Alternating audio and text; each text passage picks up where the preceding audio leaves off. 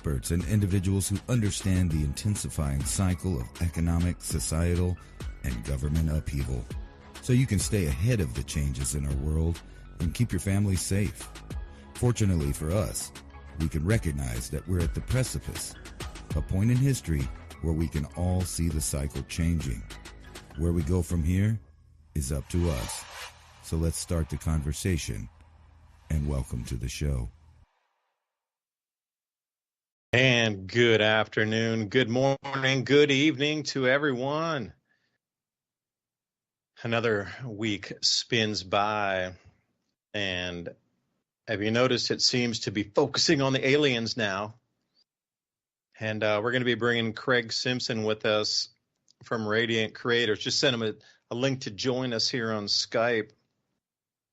Ransom's with me again, and you know what? Very exciting. We were invited to the Tim Pool podcast. He flew us up there, got into D.C., and then they arranged transpo out to their studios, way out, clandestine location, way out in the farm countryside of whatever state that would have been. But anyway, we had a chance to talk with Brian from Into Thin Air that was on the panel with us. Can we control the weather? Can we modify the hurricanes and everything that we see? Not really sure. But that was our conversation. You know, really revolving around everybody seemed to be grabbing, at least today in our world. I'm at the point of saying, you know, I understand they can do some geoengineering. I get it. They can do a little bit of heart bending in the ionosphere. I understand that. But every single weather event is not man-made. All right, this is getting to the absurd of, okay, the wind blew 10 miles an hour faster than normal. It was man-made. It rained a tenth of an inch over the average. It was man-made. You know, everything has got to be not government-controlled weather manipulation. Because you got to think at that point, then every government on the planet would have to be in on it. And it would have to be a continuous operation for the entire planet. But you realize how big our planet is. Because I widened out on a couple of those hurricanes, and it's literally a dot on the face of the planet. That Milton hurricane, the Helene, when you really looked at it from the wide view of the planet from a satellite, and don't get me started with the flat earth people, stop right there too, you know, satellites, jeez. Oh man, everything you say about science anymore is like, there's a huge crowd on the other side that's like, it's all this, it's all that. But yeah, it is what it is. So anyway, tonight Ransom's with me. Ransom, how you doing? I got Craig Simpson right here on the show with us. Hello. So how's it going? Yeah, good. Craig, can you hear us? He's saying, should we hear anything? The answer is yes, you should. But anyway, take it over while I get Craig in here. And again, the whole point I wanted to go on is now they're feeding us aliens. All this continuity government planning's in. I've been talking about the cometary bombardment and the meteorite and meteors that are going to come screaming into the planet as we move around over these next months across the face of the sun into December, January. Whoa, we're going to get pelted with a lot of space debris. We're going to be the only planet in the entire solar system in front of the sun, with every planet almost directly behind us for a few months. Is this continuity government planning really a mask for that event? But they're pointing to politics because they don't want to spook the planet. Just asking for a friend. So Ransom, hope you can answer that. I think they're lining up all kinds of things to try to fundamentally change your reality right now. And there is a alien, and we've been talking about it for a long time, and that is AI, right? And, you know, just a quick glance through the headlines on any day, and you'll see revolutionary things and ideas being pushed on you. And I've talked about it many times. We've talked about these ideas, how we would get to a certain point where they involve AI in every aspect of the human domain. And for example, I have one article from The Guardian up right now. AI meditation tool may help reduce culture war risks, say researchers. So think about that. We're going to now have, because, you know, humans can't figure out what they believe. And now that we live in a time where we've accepted that there's two realities, two sets of facts, and depending on what side of those facts you are, you're not going to research much further. There's studies out talking about, how most people try to find what they agree with or what they already believe. But it doesn't matter because now we're going to introduce a third party, a mediator, so to speak. And I've talked about this on the small scale like this, and then on the larger scale, when it comes to running government, and they're already trying to introduce, I've shown on here where they've talked about having the AI basically be mayors of towns, and eventually they'll get to a point that where they say that humans, by nature and as they are flawed and therefore biased, racist, xenophobic, et cetera, et cetera, et cetera, et cetera, all the way on there, out there. And the only way to take care of that is to add and introduce a non-biased, non-binary. Oh, excuse me. Maybe it is binary. I don't know. I don't want to throw out any terms there, but it's supposed to be a non-bias AI that doesn't have these inherent flaws in them.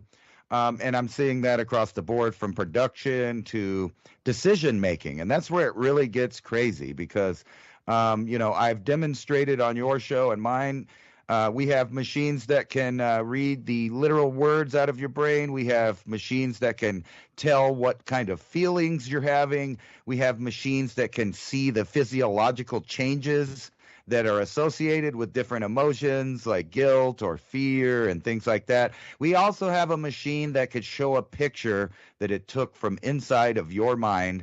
And now we have scientists claiming that you can hook each other up. And not only can you hook each other up, but the AI can assist in transferring messages via the sleep. So it's like that old movie. I don't know if you remember it with Dennis Quaid, really old movie called Dreamscape, where they were going in people's dreams and assassinating them. And I'm sure a lot of people more real or remember the more recent kind of version of the same thing, which was Inception, which was kind of the same idea where you could penetrate people's dreams. Well, it may not be people, but artificial intelligence seems to be at that point. And it's at the same time as they're taking all our jobs. No, I'm just kidding. But inside Amazon's warehouse, where robots have taken over and cry at humans, but they're loved, so don't worry about it. They're all loved, and it just keeps going like that. Like every industry, all the way down to debanking of America, which is another thing that's happening for different groups where they're being told that they're no longer part of the system and can't take part, and that's basically the social engineering, social credit score type system and metering that we've been talking about for a long time. It is here. They're just doing it with backdoor, assaults kind of on it, a different format than we were expecting, like the Chinese model, but it's still happening. And then we got AI is supposed to be Hollywood's next big thing. So not only are they going to be involved in your government and make decisions based on what the algorithm was programmed and who programmed it, but now we're going to have movies, entertainment, and I pointed out many times that everything from books to presidential speeches, including both of the past recent presidents, have been written by AI. They're now writing articles. They're doing kids' homework, and they're going to be making movies from us. And this is well beyond what a lot of people know, that there's like a movie called Bright that's on Netflix that was written by an AI. It kind of just threw in everything that it thought humans wanted to see.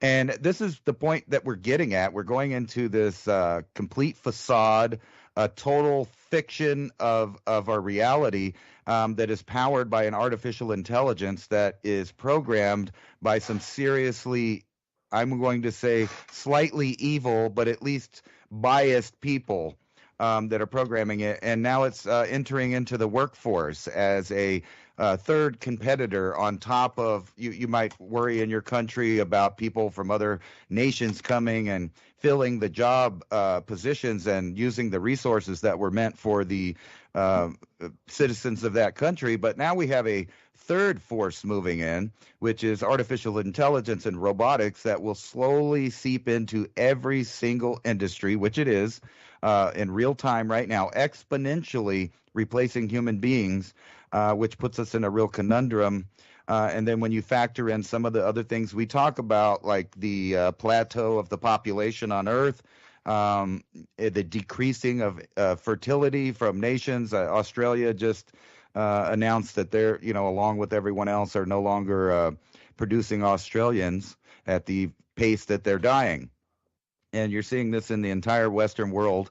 And this is going to be the sales pitch soon, that AI and robotics and complete authoritarian government control by Big Brother, which is now going to be an algorithm, is the option, is the way that everybody can get along, is the way that everything will be fair.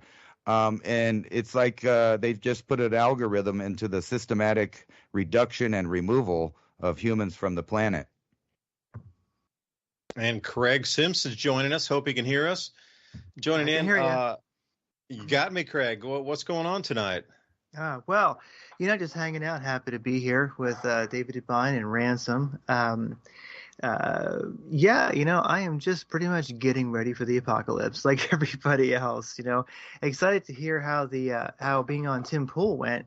That's really interesting for sure. Sounds like you got a lot of insight on how that machine works over there. And it's not just 3 or 4 people sitting in a room chatting. And something I have been working on, along with the constant effort towards prepping, is finally got. I'm a bit of a motorhead. I was working on cars and rebuilding engines when I was like 13 years old, and so I just got done getting a partial engine rebuild on a 78 Cherokee Chief, big old 4x4, 4-inch lift, 33-inch tires, and it's just a beast. And definitely was trying my patience, but it took a lot of work to get it kind of back on the road. I sort of had to tow it home. I bought it from somebody, and it's got it started for the first time really, and drove it around the neighborhood tonight. And it's got new brakes, new halfway rebuilt engine. It's got, you name it. There's too much to list. So much work's been done to that. But the idea was, I think it's great if you're a prepper or whoever you are. If you have a newer car, that's absolutely fine. I mean, who doesn't like a new car with the absolutely beautiful, iPhone integrated dashboard? And I mean, I love all that stuff. It's great. I mean, but we do know there are issues with cars, especially after 2021, where they've got geofencing built in, and they have the kill switch built in. And of course, the manufacturers say, well, it's government regulation. We have to put it in. We would never really turn it on. We would never really track you. But, we just have to because of regulations. We have to do that. We never plan on actually turning it on. The government just says that we have to have that there just in case, whatever, So, whether it really happens or not, we do know that our cars are spying on us, our newer cars, that's for sure. I mean, my dealership calls me when my 2017 Cherokee needs an oil change and says, I'm like, how did you guys know? So, I mean, my dealership is spying on me. If they can, I'm sure that the man can. So, one of my little prepper tips, or just something for people to think about, is a classic vehicle like 70s or even the 80s really is incapable of being, watched. So there's no kill switch, no geofencing. There's nobody, monitoring me in my old, 78 Cherokee. And it's quite the, prepper vehicle. I mean, it can go anywhere, do anything. It's badass. It's a lot of fun to drive. And I still have a newer car that I drive around a lot, but I really am ready for when the next thing they turn that geofencing on, God knows what, attach it to your social credit score, or now they decided that you're a bad person, you've broken the law, they're going to turn your car off or tell it to lock its doors and bring you to the pokey, but what if your only crime is wanting to be left alone, so as we all know, the law is not about what's right or wrong. It's about what's legal and illegal. And, so that's one of my little, as we get the show started, one of my little prepper tips. Hey, if you can do it, it's a lot of fun to have a classic vehicle that is just an engine. It smells like gas when you pull it in the garage because it doesn't have a closed fuel system. It's just so beautiful. It's great. If you have the ability, that's great. If not, cars in the mid 80s or even early 90s, up to like almost 2000, a lot of vehicles they may have a computer, but it's really a circuit board, and you can not hack it, but there's so much information online. I actually interviewed somebody on Radiant Creators last night. We talked for almost 2 hours about, old school analog metal and new school digital metal, and how if you kind of get into the hot rodding of the computers today, which is just a circuit board, and you can download your little image file and you can like edit it so you have more timing, you've got this and that, you can start to actually get to know how the basic computer works on an older car, and then you could get an extra computer for it out of a junkyard sometime, and your car really gets a longevity, and you have the ability to, even if you don't care about tuning it, you can start to know how I forget the plug you plug into on a modern vehicle to like get the data out of it and such. You can start to look at how do I, work on my own car that may have some technology. How can I download the codes? How can I see how it's running real time? And then also, how can I hot rod it a little bit? How can I understand it? And then, if you are living in the world, well, for one thing, you're going to have a car, whether it's older or a little bit newer, that is kind of surveillance proof. No one's going to turn it off on you. But then also, and of course, I'm not suggesting anyone do anything nefarious. I mean, stay completely legal, do whatever, the cops and the FDA and the WEF tells you to do, right? So stay legal. But I'm just saying, hypothetically, if you begin to know how these things work and you had a modern vehicle that's now watching you, you can just basically tell it to send the man who's watching, the grandma is driving stream, so while you're cruising around in your somewhat hot rodded, newer vehicle, like 2020s or something like that, or even early 2000s, mid 2000s, if it's a car that can be monitored, you're going to know how, and then basically you can send them a nice little video stream of your grandmother driving the car around the block over and over and over and over again. So anyway, that's very long-winded, I know, but it's just really a tip. The more we can get analog or kind of halfway analog and somewhat digital with our vehicles, you may find that I tell you what. Just like if a lot of things happen and we think may happen, a box of 50 rounds of 22 ammo might buy you a car. You know what I mean? At the same time, having a car that cannot be turned off might buy you a lot. And right now, they're getting harder and harder to come by. But if you have the volition, if you want to do it, a $500, a $3,000, 95 Jeep Cherokee could actually offer you possibly a lot of freedom in the future, especially if the electronic vehicles begin to be, just in case. In myself, I think they may be, but even if not, even if it doesn't happen that our cars are used against us, basically, you'll have had fun. You'll have learned how to hot rod the computer, a basic computer, maybe in a 1995 Cherokee or something like that. And there's so many resources out there. If you're interested and you have any mechanical dexterity, it's there for you. So that's Craig's initial tip. Old metal is great in the apocalypse. Think about the solar storms and EMPs. Some of these older vehicles they don't would care. be able to withstand. Since we had the the solar storm when we were up at Tim's place, it was interesting. Ransom and I are coming in, and Brian over there at Into Thin Air, we're coming in to talk about solar cycles and control of weather and decreasing magnetic fields. And wouldn't you know, we had red auroras that same night just before we talked in the morning. Pretty interesting timing. Oh, public service announcement right now for everybody. Bruce Pack's Meat is recalling 11 million pounds of meat due to listeria risk.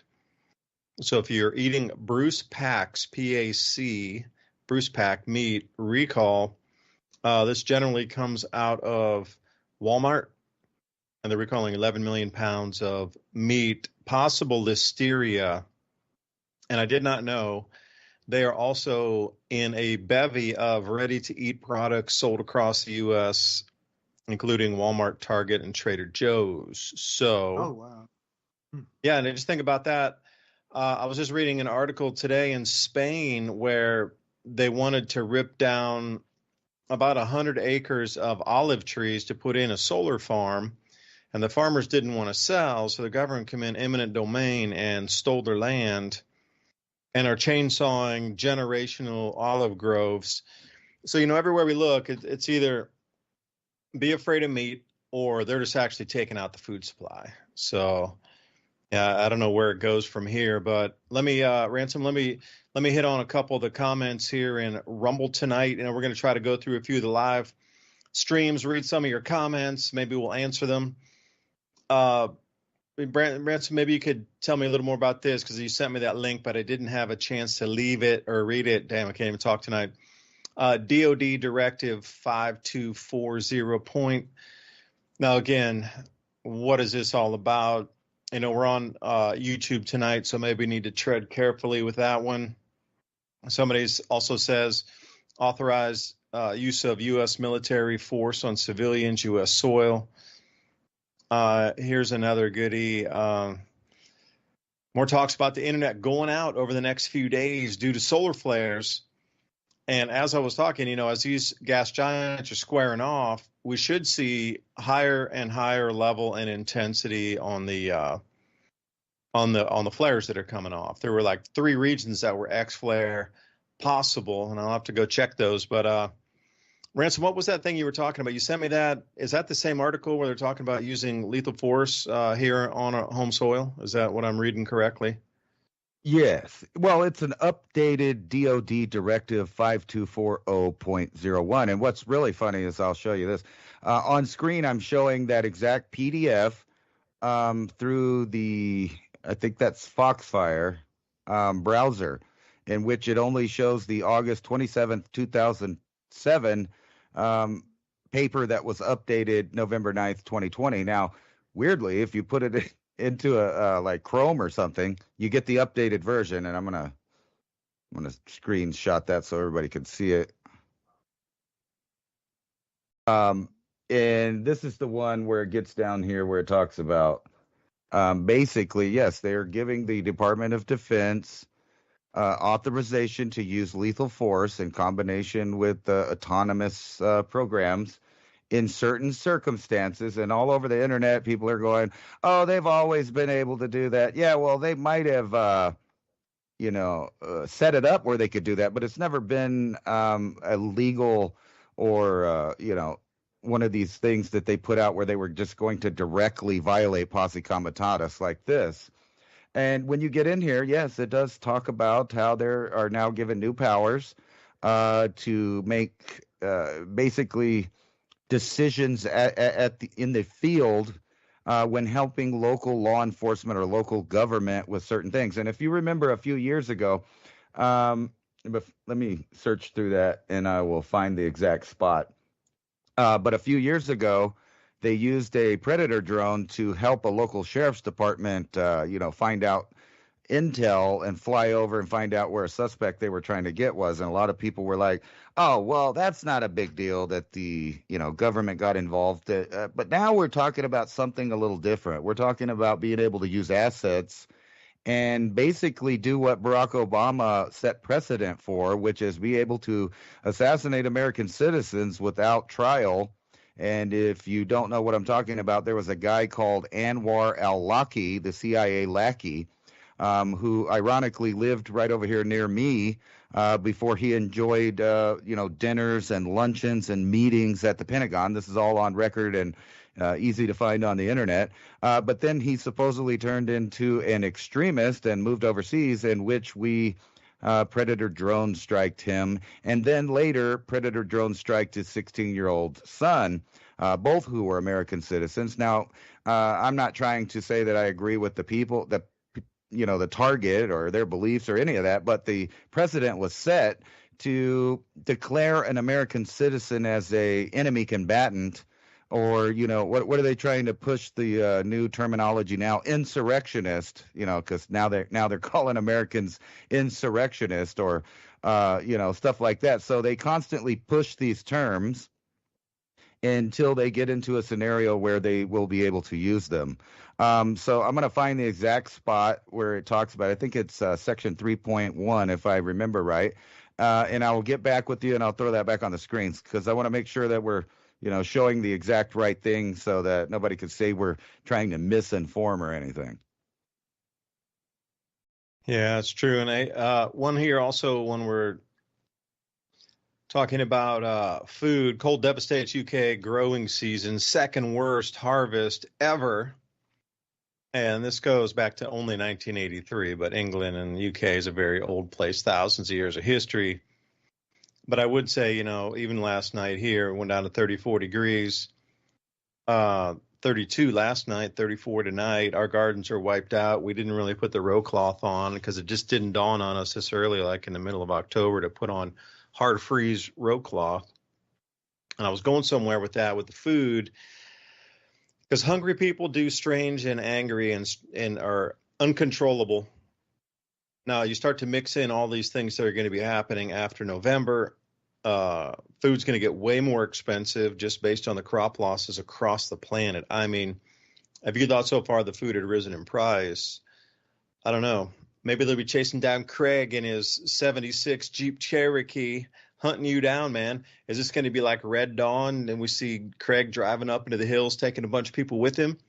I don't know, but we're coming to this super scenario here where it's politically unstable, economically unstable. Food's going to get more scarce, pretty much out of the range for a lot of people to even afford it unless they're getting government assistance. And when I say that, I mean, they're going to have to pay people not to riot in the street. That's how high the food prices are going right now. So I don't know what you're seeing on your end there, Craig, because I know you follow a little bit of trading in the markets, and I've been looking at some of the futures prices also for corn, soy, wheat, sorghum, cocoa's going crazy. I mean, just a huge amount of things are going up in price. Soybeans seems to be the only thing that really grew well this year.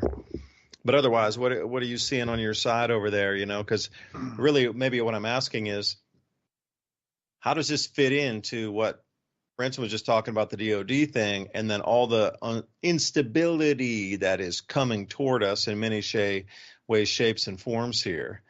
Got gold, stack it up, got silver, got food, but a lot of people don't.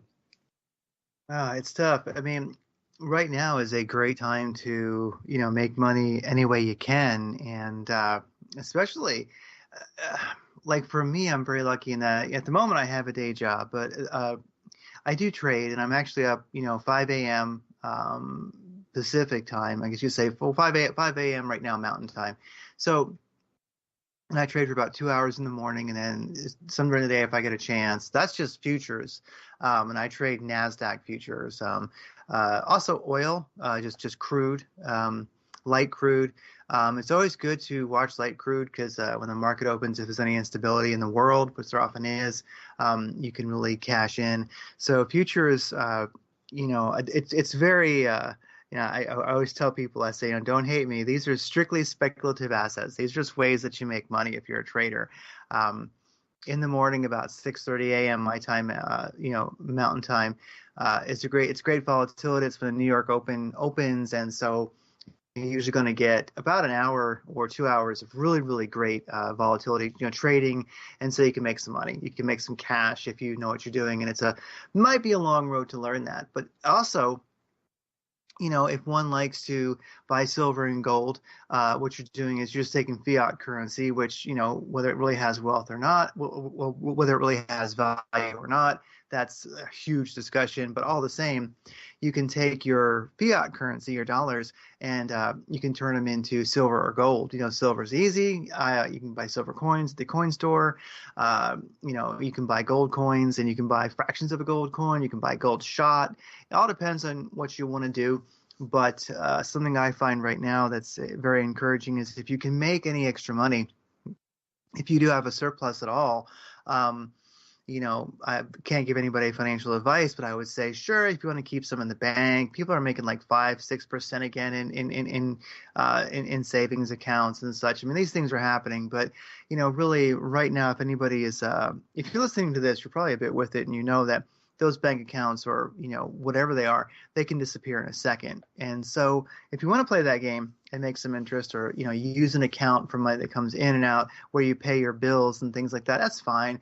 But I would have to just recommend, without giving financial advice, that keep some money in gold and silver, really, because silver's not very expensive. You can buy a few coins a week or a coin a week. Just keep some silver and gold. Don't buy anything, like don't buy the futures unless you're a trader and things like that. Buy the real gold coins, real silver coins. Silver coins are great. What, like $30 a coin right now or something like that? So even if it goes up or it goes down, you're turning fiat currency, fiat money, dollars into wealth, and generational wealth, really, and you can just stack it. And if you make some money, you make some money. If you don't, you don't. You can always go to the coin store and turn it around. It can be money again if you really need it, whether you made or lost some money.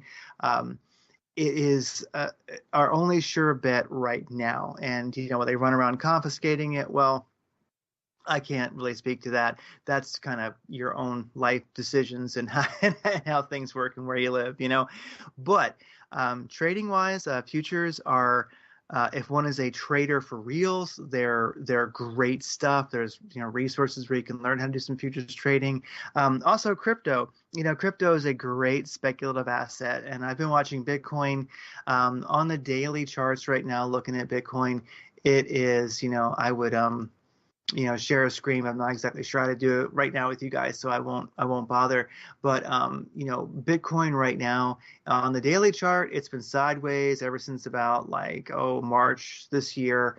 But it's above some important levels, and as a speculative asset, it's not bad to put a little bit in Bitcoin. Could the government? I always warn people about crypto, especially Bitcoin.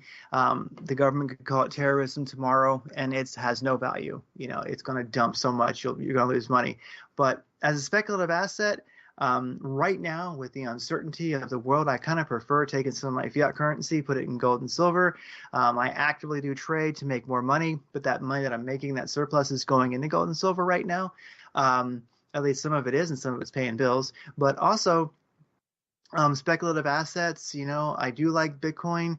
I do like XRP, like I always say, people can, give me crap about XRP. I know what it is. It's nothing beautiful. I get it. But as a speculative asset, I think it's a pretty good one. So I keep a little bit of kind of weekly, more like about maybe every 2 weeks, a little bit goes into Shiba Inu, SHIB, SHIB, and a little bit goes into XRP, and then the most of it goes into Bitcoin. And I don't know. There is, of course, always it's a speculative asset, so it could make you some money, depending on how you want to play it. It also could be called terrorism. So really, the world's nuts right now. And if you can make extra money, make it. I would suggest highly, if you got some extra dough, it's not safe in the bank right now, and put it in gold and silver coins, and keeping it in a safe and protecting it with high velocity lead is a good idea. And so that's something I've mentioned. But here's one for you guys. Along with trading, I'm always looking at hooks. Things that I can. Ways that I can measure reality. I can look at things and sort of see what's going on. And as far as the hyperinflation, most people would say that the world has changed since January, March 2019, and it's things cost a lot more than they used to. All this crap about it's up 0.03%, or down 0.03%. All these ridiculous numbers. We know it's like 20 to 40% for most things that you buy, if not 100% for many. So we know anybody who lives in this world and shops and buys things knows that, damn, it is more expensive to live. And with that said, here's one. I wonder if you guys see this. So I live in Scottsdale, which is pretty much like the pretty part of Phoenix. And one thing that you would never see here ever in 2019, January 2019, you never would have seen this, but you see it now, is dented up old cars. Like, this is a kind of a rather wealthy area. Not that everybody here is wealthy, but it's a very wealthy area. So like your average car was, like $80,000, $120,000, like Land Rovers, like just the most expensive, like, oftentimes in front of our house, no, I'm not kidding, there's like Lamborghinis and Ferraris parked and such, like we're not wealthy. We just happen to have bought a house that nobody cared about a long time ago. And we live here, but it's a very wealthy area. And something that you're seeing now is people are driving around Toyota Corollas. Their Range Rovers have a dent in the back end, and someone like people have scraped down the side of somebody's car in an intersection, and we're actually seeing rather expensive cars, and I mean a lot of them, that are dented up and they're not fixed. And also we're seeing a lot of cars you never would have seen before. Now around the country you might see there's a lot of Toyota Corollas, old Toyota pickup trucks, Volkswagen Bugs. You're seeing vehicles here that are somebody bought. Somebody went, crap, a Passat. So people are buying, they're selling their expensive stuff, and they're buying cheaper cars like Toyota Corollas and old ones and stuff like that. So a place where you used to see only pristine, like lots of Ferraris, lots of Land Rovers, and those like G-Wagons, like all this, it's just a gaudy place. But now they get dented up and they don't fix them. They just keep driving them. And more and more, we've seen the average, car, value go down 2/3 since 2019. Thing you never would have seen a 95 Toyota Corolla here before, and now they're getting very common. So I would say that that's just what I wanted to ask you guys about. Like, are there hooks that you're watching, like in the economy, to see how it's doing? Because like for here, that even though it sounds kind of like a vain, superficial thing, it's still like a measurement. And I would say that using that as a measurement, I think there's a lot of people in this damn wealthy part of the country right here in Scottsdale and sort of Phoenix too, that are not paying insurance on their cars, because they'd had that thing fixed. Or if they were, they don't have comprehensive. They either don't have it or they only have liability. And to see a 90s Toyota Corolla here with a dent that may or may not be insured, that is a crazy change in the economy.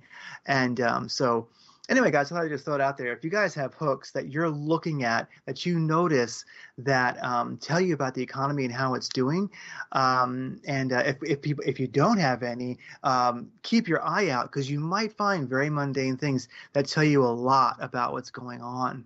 So I'll throw that back out. Yeah, Ransom, hit up on that, because I'm curious what you're seeing out in your area too. Well, I live next to El Paso, so I constantly see the triggers. But as far as automotive, I remember when we had the pandemic, all of the car lots in New Mexico suddenly went empty, and they were blaming a chip shortage at that time. But after that, it basically stayed empty, which means to me that people were not buying new cars for a long time. And then when they finally started getting some stock of new vehicles in there, they're not moving. I mean, I see the same ones, basically. So some people are, and it might have something to do with, the whole fad of going to these completely overcomplicated, and I'm going to circle back to the first time he was on. He was talking about his car spying on him. And we kind of brought this up on the Tim Pool show, talking about weather, how they had satellites around the globe that beamed down infrared beams, and it's basically like a giant net that keeps track of the three-dimensional ongoings and goings on the surface, so we can look at a country and tell that they've moved stuff around, things like that.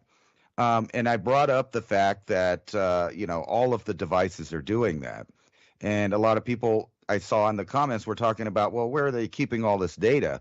They're not understanding that data is increasingly easy to keep and only use when necessary. So you allow AI and algorithms to kind of watch things, and it flags maybe another algorithm or a human being to look at it. So they have all kinds of technologies now that are watching you, but there's not necessarily like a human in some room that's watching you, but he's capable of it. It's a capability. So they have all these programs that want to make sure that you stay watching your television and stuff. Are you still watching? I'm sure you've seen that on Netflix, Hulu, all of these other things. It's because the television knows that you haven't been interacting with the controls and you're not looking at it. So all of these things are keeping track of you, including the cars. And he brought up having an older model of car. So that might be a reason that some of these, more affluent people are starting to catch on the trends of things changing, or, maybe they got tired of driving around their electric car that isn't really reliable or whatever. But to get back to the car thing, he's absolutely right in the fact that you can have a whole range of model of cars. Like, say, you pick a early models 90s Honda Accord or something like that. You can take the CPU out of an Accord and you can use it in a Civic or some other things. I know because I used to build cars and buy them at auction. So sometimes we would mismatch parts because that the part is actually the same thing. And a lot of the brands are actually the same thing. So you have Toyota Lexus, you have Honda Acura. I forgot what the Nissan one is, maybe Infinity or something like that. But in other words, that you could take parts that go to your car, and even if you can't get your car going, you can find a car that's doesn't work and put your good parts in it and be ready to go in a matter of minutes, literally, if you know how to do that. It's just unplugging and plugging back in wiring harnesses, basically. And he was talking about the ODM plug-in, which is we're going to really circle about. So that is a thing that you could plug in, and you can tune your car. You can find out what's wrong with it. It's the same thing the guys at AutoZone and O'Reilly's are using to figure out what's wrong with your car. They do that at the dealership. It's a computer that interacts with the computer program on your car and tells it all the errors so they know what to look for as far as maintenance and repair. That same thing can be used to fix cars that aren't working right. You can buy them you could buy them from AutoZone, I'm sure, but they now have this same concept, but for the human brain. So here's a big loop around. All of this stuff is now working in conjunction and with each other. The Internet of Things is now an invisible force on the planet, where you have all of these algorithms, companies, God knows, government programs, all of these things like in this big octopus squished up and tied into a knot, and people are stealing data constantly. So every time you take your phone to a shopping center, a mall, a rest stop, a national monument, any of that stuff, they have pinged your phone and they know that you traveled there. And this is how a profiler that would be a human would figure out, what most likely you're going to do next or the behaviors of you. But now they have this exponentially blown out where algorithms and AI are doing that. And for more than a decade, human beings have been volunteering all of the missing information. So like they went on Facebook, they showed Facebook all the movies and all the shows they liked. They showed Facebook all of the agreements, ideas, and other things that they like. They showed them their patterns by checking in or taking pictures and showing their food. So they volunteered all of this metadata into this massive system. Now, they might not have used that data at that time, but that data still exists in these mega data centers. And they can pull it back up and reuse it or resell it at a later time for anything. So like when you go shopping, they know your shopping habits. They know that you're going to stop at the store and get your addiction. They know about what time you're going to go to bed. They know what shows you're going to watch. And people don't realize that it's not necessarily a group of humans in a smoky room that's taking advantage of this. No, those people have programmed algorithms that now do it for them. And then you have triggers that tell them. So weirdly enough, if you're too invisible, you will stand out in the algorithm. In other words, so if you don't participate in society a little bit, you're going to get profiled as some kind of outlier and be given to this this surveillance apparatus. And then they start paying attention to you. So if you're, like say you go online and you buy a bunch of survival goods and a bunch of emergency foods, depending on what company you did it for, another company knows that, and then they resell that. And then eventually a government agency gets a hold of that information for free.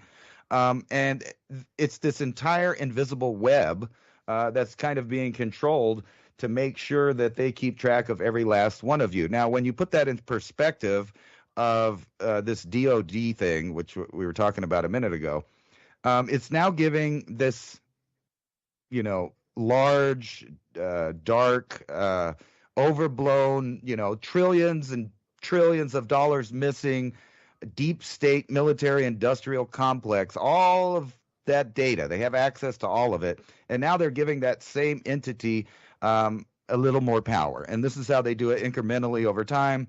And what was going on with this DOD is they renewed it or edited it.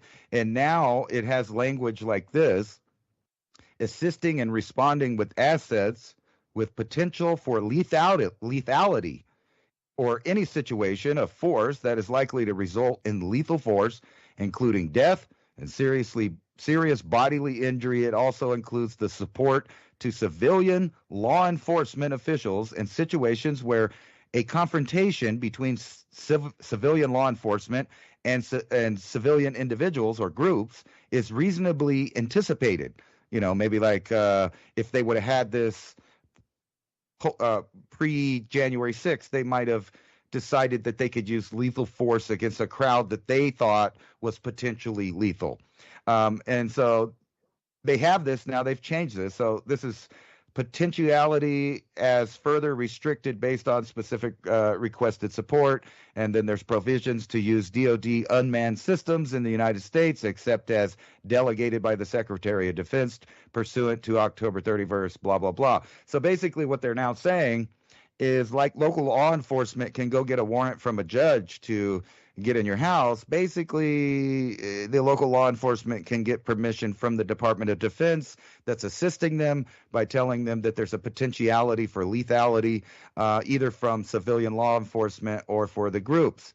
In other words, it's a giant glaring violation of posse comitatus, and they kind of just slipped it in there. It's nowhere in the news. Now let's put that in the perspective of the reality that we live in. And every indication is, and I feel like Nostradamus again, they're writing articles that's asking, will the Middle East war, keep going and blend into the Eastern Ukraine bloc, and this be the trigger for World War? And we've already talked about that these war zones are so close to each other that they both border Turkey, basically, and it wouldn't be long before those two wars start intersecting. And then I sent you this thing. So allegedly in China, they're recalling all of their veterans to come in preparation for conscription. And, and then we have politicians over here telling Ukraine to just start taking them younger. You don't have enough people, get them younger. So if our politicians are willing to talk about citizens of other countries in that way, what do you think that they would do when it came to them using these ideas against the public? And I don't know, an election that gets out of hand, a natural disaster that gets out of hand, a potentiality for global conflict. They would be enacting all of these things and many, many other things that they've instituted since 2001, from the Patriot Act to the NDAA that they revise every year and give themselves additional powers that no one voted to give them to. They don't have permission under the Constitution. They just give it to themselves. So we're in a situation where there is a lot of potential roads for some really disturbing changes in our reality. And with all of that, they throw out distractions like, the NASA filmmaker that's claiming that him and other people within NASA and maybe even in Japan, he's even worried about people scooping him with the information, but he's claiming that there is indeed proof of an extraterrestrial intelligent species communicating in the galaxy, is what I gathered. So wouldn't that be nice to just throw that on top at the peak of the world's problems? We got World War, we got, the climate change hoax or the climate scam that's going on, and just show up with some, I don't know, mRNA created, gene edited being from a lab somewhere with an anti-gravitic device that they seem to be leaking to the public as, yes, that's our technology that we're using there. And then just say, hey, you poor humans, we'll just take over. We'll let the AI algorithm run everything because you guys are too dangerous. Look, you've burned up your planet, you've polluted it, and you're constantly going to war. Why not just hand over control to this, non-biased AI system? So it doesn't matter if it's a little green man or a little gray man with big eyes or an algorithm you can't even see. And speaking of stock, the entire stock market is now ran by, I don't know what, millions of different AIs and algorithms manipulating the system, buying, selling, creating fake trends, all kinds of stuff. So we're in a real pickle as far as, even being able to see the bars that lock us in this prison planet. I would say H. Johnson 8225 throws a comment. Ration cards, coupons have already been printed. No, they haven't, because they're going to be digital. And you're going to have to acquire that with a smart device, and you're going to have to do facial recognition, and it'll be a digital ID for you to access the food. And that's one of the problems is moving to the digital system. And Craig, we're coming on break here in a minute, but I'm going to throw this idea out, and then, I'm just curious, because this artificial intelligence, it seems like it has been built by the fallen angels, the ones that were kicked out of heaven, and they have no way to reconnect with the Creator as they were kicked out of the kingdom. Now, the way I'm surveying it here is they want to interface with this transhumanist to integrate circuits back into the human brain. But our brain is the connection to the Creator itself. We have the ability to connect to the Creator. It's as if the fallen angels have created AI as the sole purpose to eventually intersect and connect with our brains as a way for the fallen ones to try to reconnect back up to source by using AI as this conduit through our physical manifestation of conscious thought. I don't know, man. It's just, it seems that something's not right with all this AI. It seems already to the point where we are, and it's not really barely developed. It's not as conscious as it could be. It's not sentient yet. But the way you're looking at it is, it was built by something, deployed by something for a purpose. And that purpose for me is now the fallen ones are trying to reconnect back into heaven. So I'll leave it there. But that digital ration card, you're not going to eat if you don't have the means. And if you are not ready to, it is going to be fully digital. There will be no paper. So I'm going to leave it there and take us out into the break here, Craig. Mm-hmm.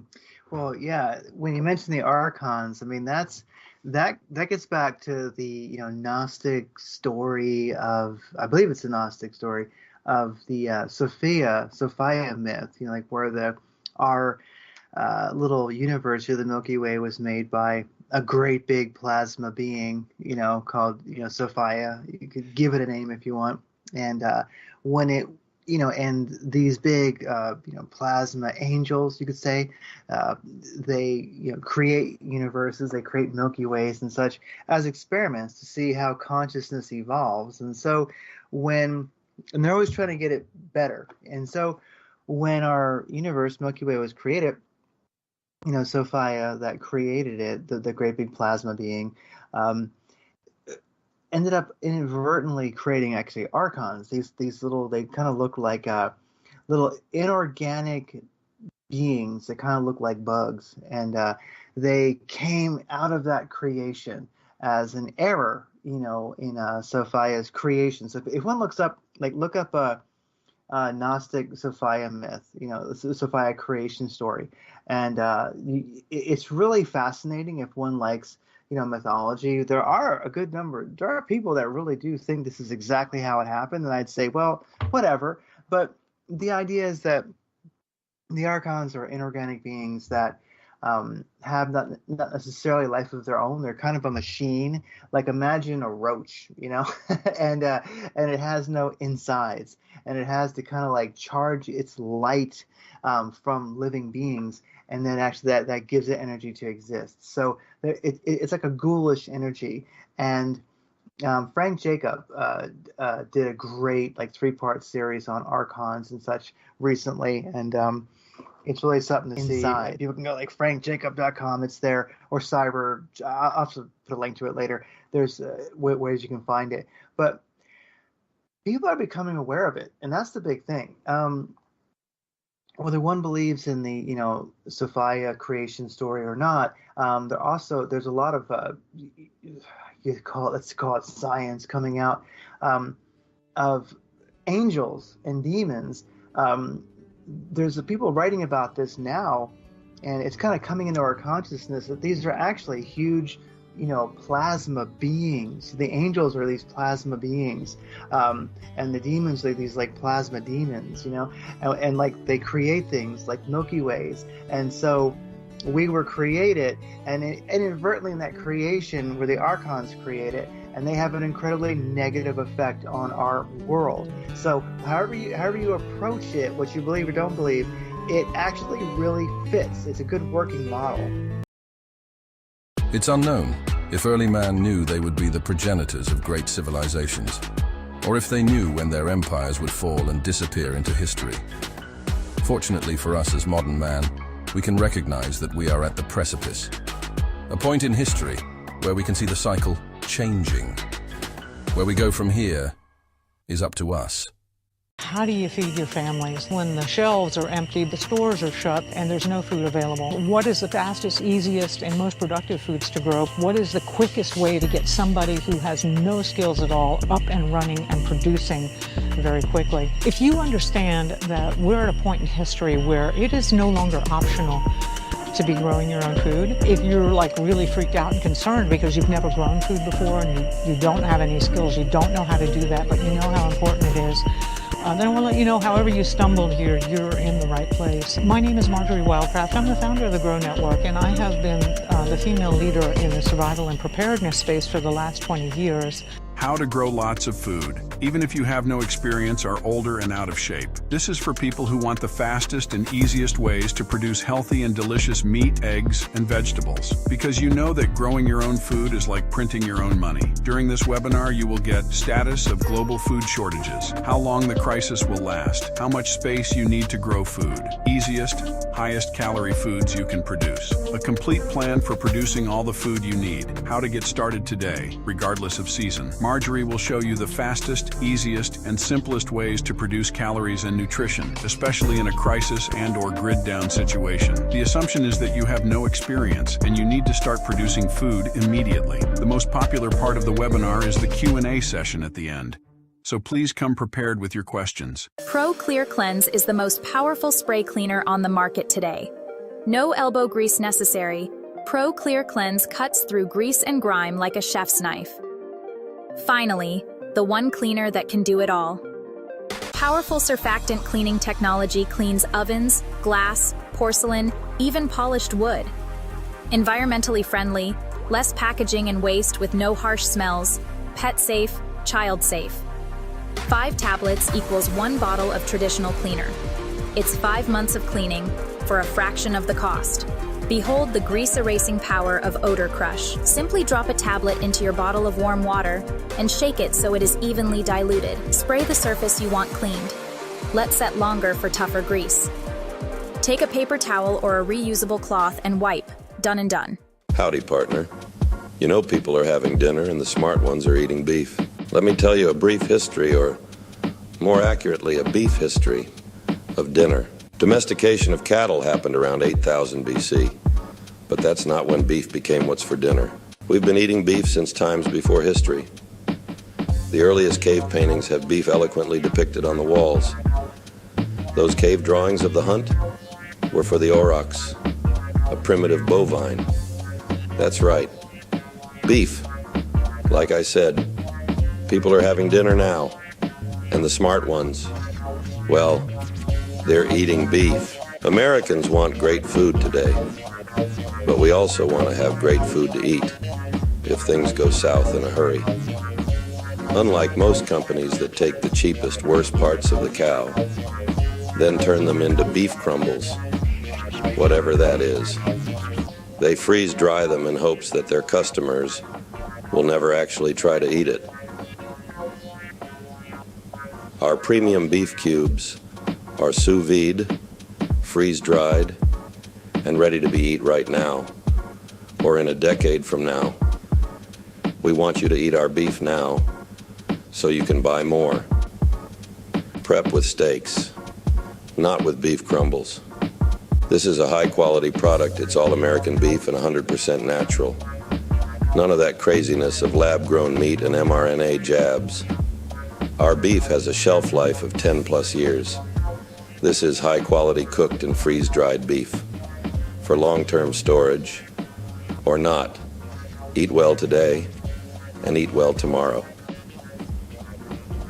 Click the link in the description to get your Prepper beef with Prepper All Naturals, so you will always know what's for dinner. Don't forget to sign up for the show notes to get information we sometimes can't relay on social media outlets. Sign up at oilseedcrops.org/MAYAC radio show. Take it, excuse me, further. Oh, Revolution Radio, thanks for letting us broadcast tonight. And again, free speech is becoming something that is disappearing. And you can find different chapters of history, whether it's the dinosaurs or whether it's the dodo. And now we're coming to free speech. That'll be the next thing. And looking through the Bolshevik Revolution and just these different chapters of history where you're not allowed to talk about a single thing. It's just doesn't matter which country. It seems to be a cycle in itself. It's more like the free speech, the expression cycle. Also comes and goes, ebbs and flows. But free speech is something that we do need to take to the very, this is, if you can't express as a human from one person to another without having somebody in the middle telling you what you can or cannot say as an expression, we've actually lost our planet at that point. So Revolution Radio, if you consider free speech, throw a donation at the top there in the nav bar. You can find many different ways to donate, including crypto. And, eventually we're moving over to Hashgraph. This blockchain thing's just that middle step to Hashgraph. But that's where it really gets interesting because the Internet of Things, it seems like it'll be instantaneous for the entire planet when we do move to Hashgraph. And they were talking around 2030 for that movement to the final step. So what you know is blockchain right now, this is just the intermediary step. They're going to get everybody into the digitized world. Banking, bank bail-ins, I saw that comment. Thanks for putting that on there. Bank bail-ins are a real deal. After the Dodd-Frank Act and all these things passed in the 2008 financial crisis, the bank owns all of your money that's in there. They own the safe deposit box. Anything in your safe deposit box, the bank owns it. Anything in your savings account, which scares me because I have some money in there. I probably have too much in there. They own that too. I wish I could run a balance of $1 and still, but I got bills coming in. I got software costs and, I got to pay for my mortgage and, insurance and all these things that just nickel and dime you to death in America. I'm telling you, it is ridiculously expensive to live in the United States. Having lived overseas and been to quite a few places, especially living over in Taiwan, it's a fraction of living here, a fraction of living here in America. And you don't get nickeled and dimed where all your wages are gone. It's suddenly at the end of the month where you're running like a barely thin level. And this whole working, even though you make good money and then you just work into the end of the month and you're like, where'd it all go? Oh, bills, everything's 5 times more expensive. You got this, that, and the other, the insurances. It's just a milking your wealth machine here. I don't know how anybody even passes away to leave money to their kids because you got to spend it just to stay alive in this fictitious state. And I'm wondering what's going to go on here as we move forward. Oh, but I did want to talk about the snows. Get off on my tangent here. To start our second hour, I wanted to talk about absurd amounts of snowfall. And this is one thing, and I'll let Ransom talk himself, But we were talking about more moisture in the atmosphere with Tim Pool about the Hunga Tonga eruption. And they were kind of like, wow, there's that much extra water vapor in the atmosphere? And I'm like, yeah. And Ransom was like, yeah. So early snowfall, Jay Peak Ski Resort, Vermont, feet of snow. Not supposed to do that until like another month and a half from now. But don't ask. The calendar doesn't matter in today's world. Snowfalls in Andalusia, Spain. Record snowfall there. Storm Leslie drops temperatures. Smash in the snowfalls. And at lower altitudes, massive flooding across Europe right now. And last night, again, it comes down. It was freezing. It'll be 34 degrees tonight. So as we look at these different types of earth changes that are now starting to manifest, it's so in your face everywhere. I mean, these massive flash floods across Oman, again, one of the driest areas, inside the empty quarter, no less, which is literally one of the driest places on the planet that borders Saudi Arabia. It is sand dunes, and they call it the empty quarter for a reason. Nothing can survive there, barely. Not plants, nothing. It's moving sand dunes because nothing grows. It is dry as dry can be. If you're looking at the Arabian Peninsula as a whole, the driest area is the empty quarter. But they got flash floods going through there right now. So, something has definitely switched and changed it up. So, Ransom, I'll leave it up to you here for to throw it out. But I mean, the more and more of these things we're seeing, at what point does humanity come to some sort of awareness here that, the cycle is now affecting us? And again, does this come back to the DoD thing? Are we at this precipice of global awareness rising that we're just not going to have enough food to feed everybody?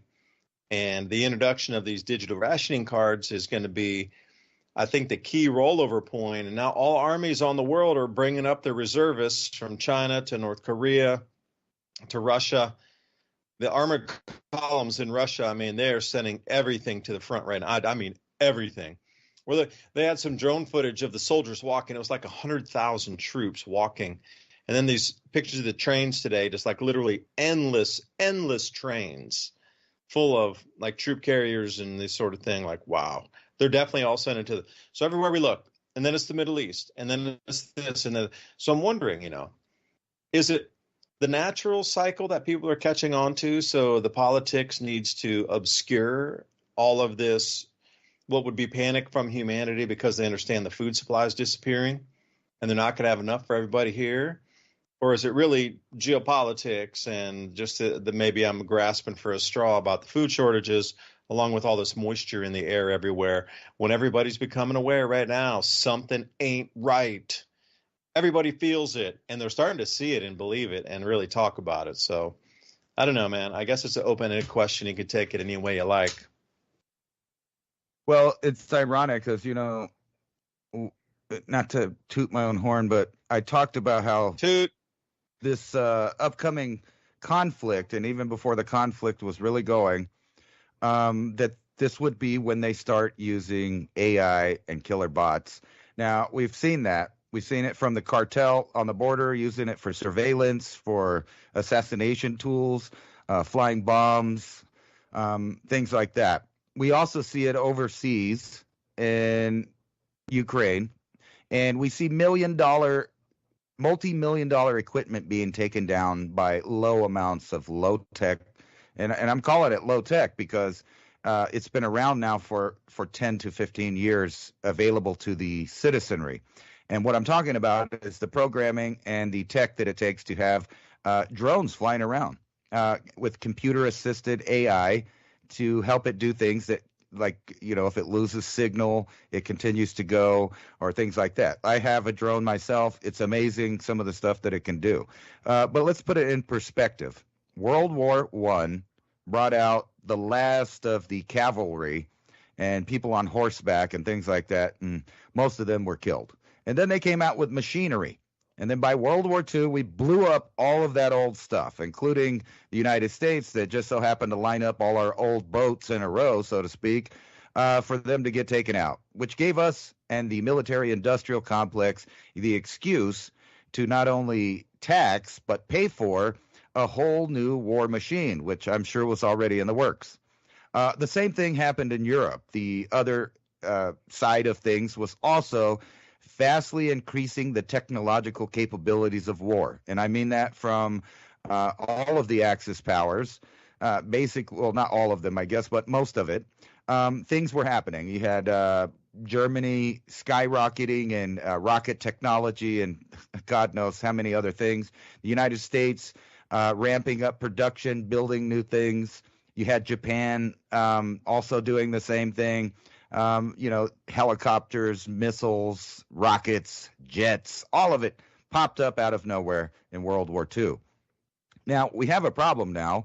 We've built, decades worth of Cold War era stuff that is now literally obsolete on the war field, in the theater of war. So you can have a drone take out a multi-million-dollar tank, a multi-million-dollar helicopter.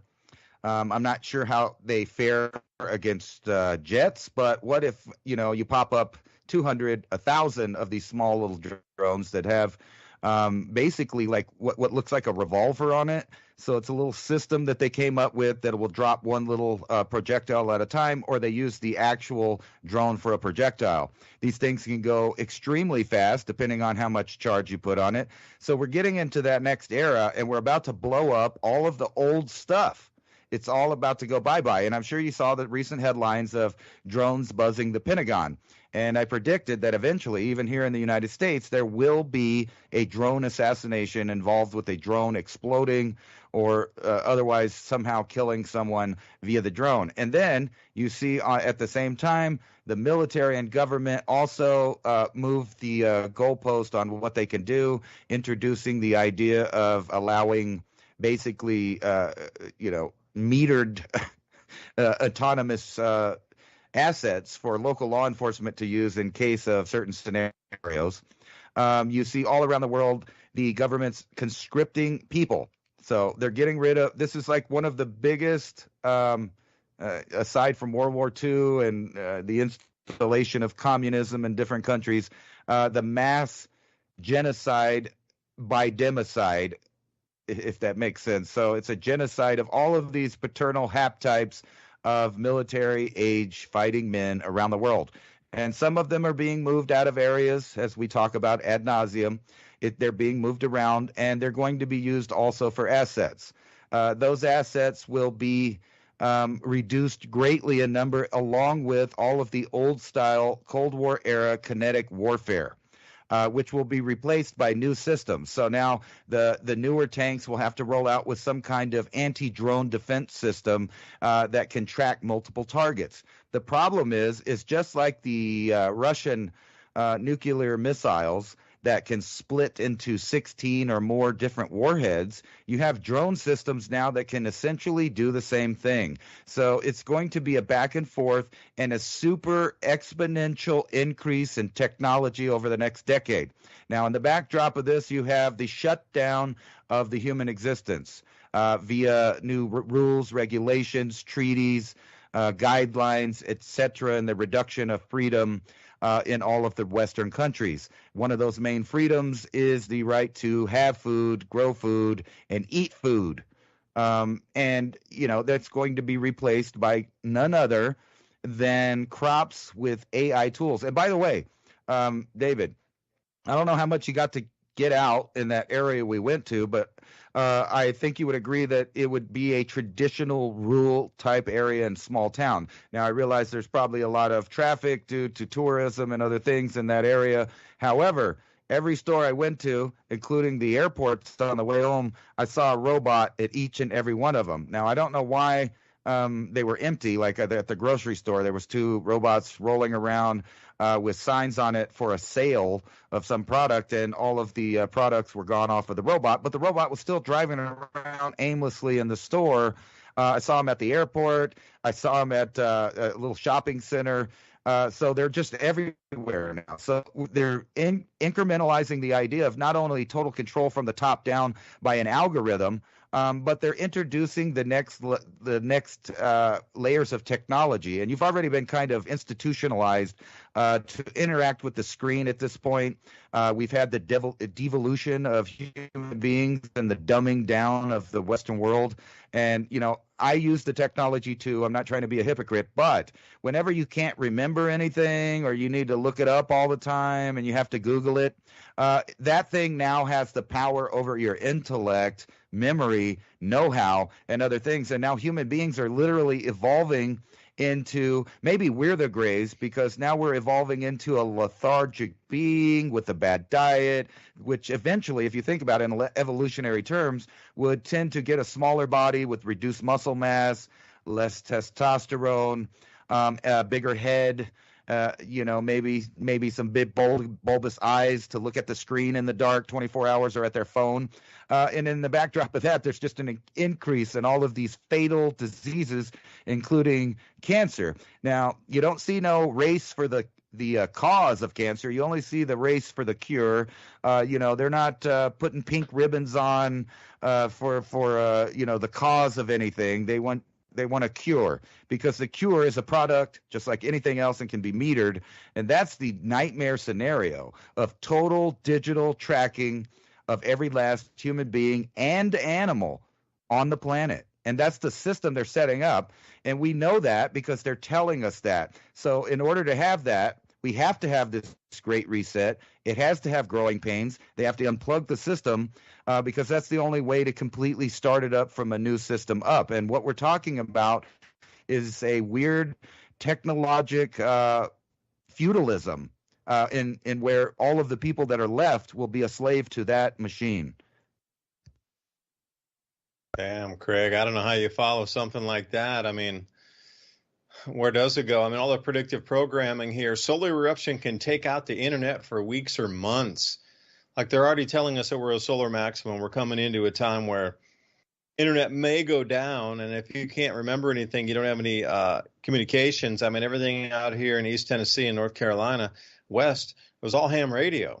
I mean, sheesh, what's coming next? I mean, obviously planning for something here, trying to pre-place the idea of solar eruption as in a CME, coronal mass ejection, going to take out the internet. Then what? Where does that leave us? Well, old school always eventually finds a way to defeat new school. So, like I did see donkey trains out there, like donkey caravans that were, getting aid to people, and where FEMA wouldn't go down roads that weren't perfect, people there did. So along with what Ransom was saying, when it comes to the burning up all the old Cold War era stuff, people, and World War II era stuff, as far as military equipment, people oftentimes forget, because they just don't think about it much, that the Patriot missile system that's Cold War junk. It's not worth much. Yeah, it'll shoot down a few things, but not as much as people think. And the Iron Dome, it's only a little bit newer. So we are sort of fighting in many ways with old stuff. And who's actually been working on new school stuff? That's kind of the BRICS. You've got Iran, you've got Russia. The Lancet drones are phenomenal.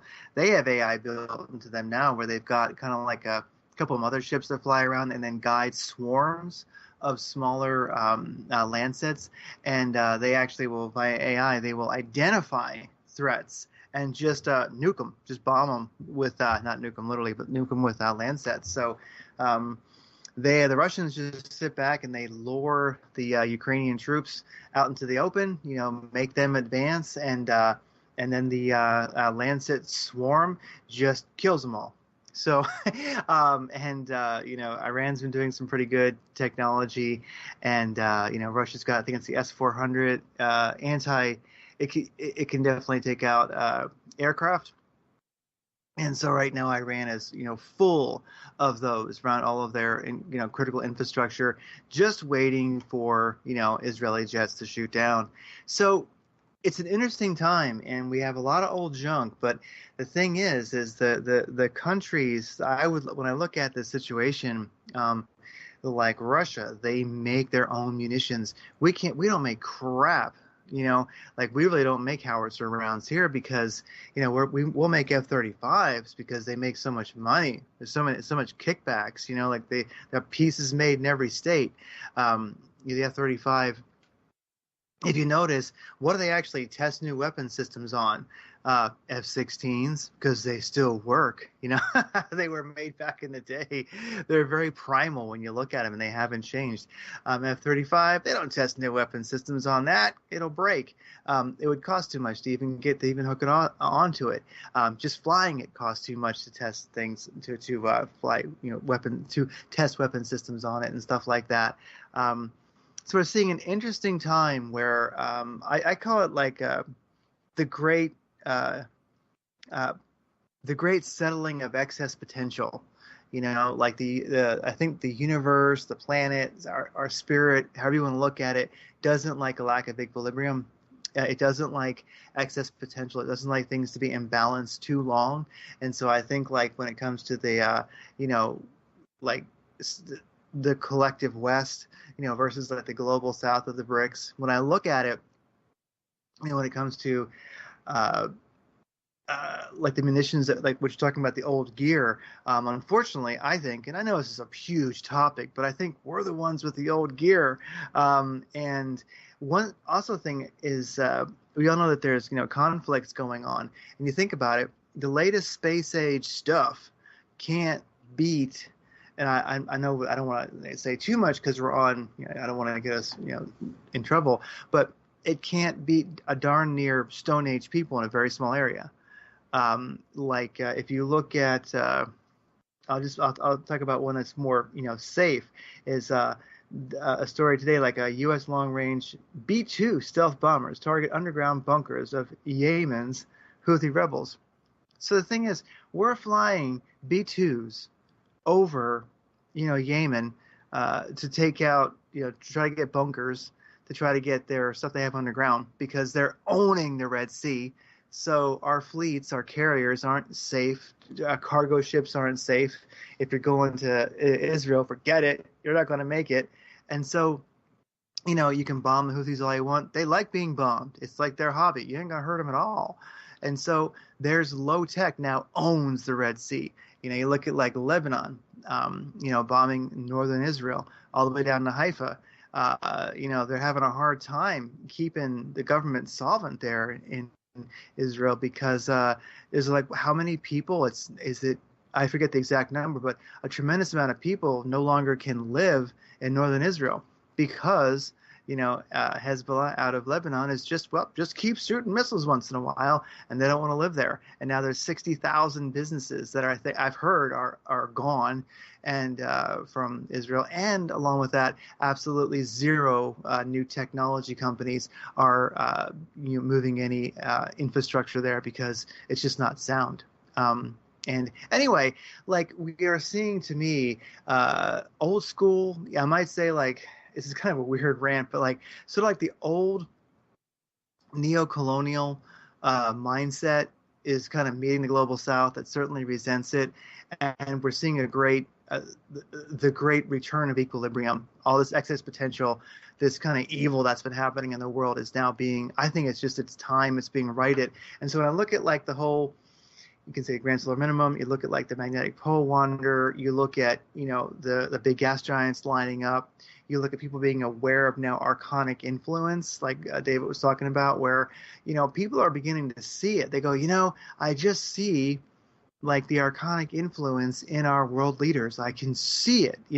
People are saying like, and people feeling funny. They're like, wow, I know things aren't right. People waking up to like, wow, our food is poisoned. Did you notice that? Like. There really is a collective awakening, I think. And unfortunately, that does not come without growing pains. And I'll just mention one more thing about like in this great balancing, low tech beating high tech. Israel has lost, this is a couple months old, over 1,000 APCs, armored personnel carriers, and Markava tanks. Their best Markava, their best tank is the Markava. It's not that great, but it's okay. Anyway, the rebels, let's just say who they're fighting, that they can't beat. They didn't realize that when you make a city rubble, we learned this in World War II in Stalingrad, a city turned to rubble is the best fighting position you'll ever have. So dumbasses. Anyway, they're getting their asses kicked because at homemade RPGs, they actually found that the Merkava was hard to get through, but if they learned that if you use two shaped charges, just the right amount, just the right speed, it goes right through those things.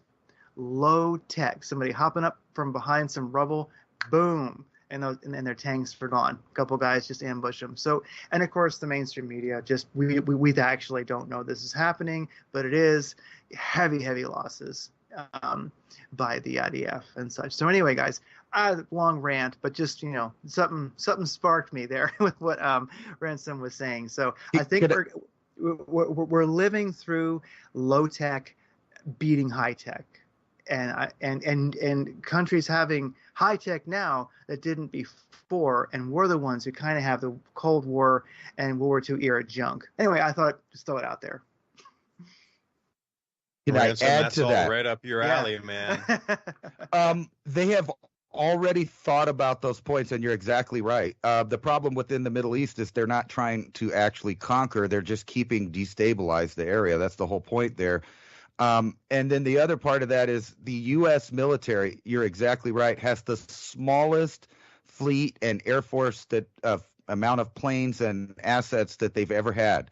And what they're doing is they're moving over to a program called Affordable Mass. And what that means is basically instead of spending $35 million on a fighter jet, they're going to spend $500,000 to $500,000 to $1 million in these AI jets that outfly human pilots in the first place. So right now they're just testing them as wingmen, but the whole concept was all of this was in the project for the New American Century.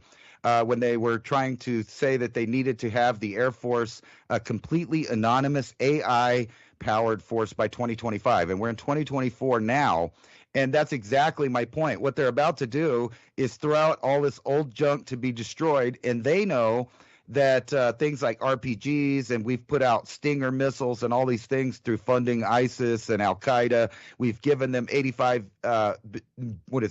billion worth of more equipment to have. We had the big weapons transfer in Benghazi that was supposed to be an assassination. I mean, all of these different things. So we know all of these weapons are floating around out there. And that was for complete destabilization to move masses of people out of the way. And now they're at the point where they're going to have World War III, not really to win it. That's kind of my point. They want to destroy the old system, and they know that and what's funny about that, what you said, is now they're combining basically what you said, a more of a Stone Age tech with explosives, and then adding it to artificial intelligence to increase its destructive output. But the big players, like you mentioned, China is going all in this. And they have one of the biggest manufacturing centers for that type of weaponry in the world. Russia also has been investing heavily in China's program of creating war drones. So that's the exact direction that they're going. And, without destroying all of these old things, these MiGs, these F-16s that we're still selling to other countries. Matter of fact, where I live right now, F-16s are flying back and forth, and they're teaching Ukrainian pilots how to fly them, and that's completely older stuff. And what's even more funny is that the F-35 is the one that had the chip problem from overseas parts.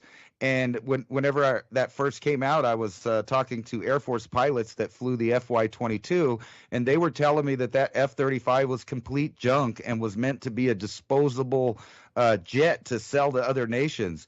So it's going to be weird. It's almost like the guy Joel Skousen talks about, that we're going to have this little war and then everybody breaks out their next level toys, but that would be post reset.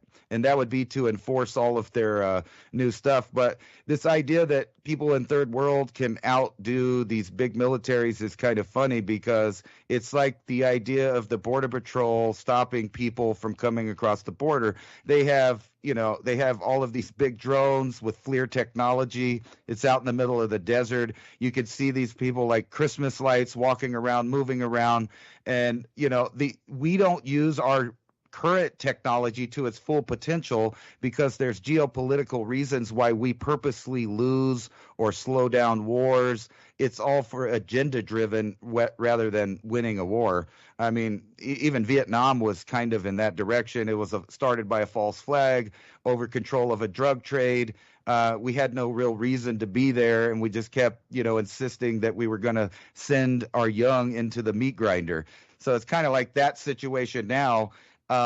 Weirdly enough, it seems like all of the nations don't really care what happens to the populations of their countries. I could tell you another reason why Vietnam. We were extracting their oil at the same time we were fighting that war offshore.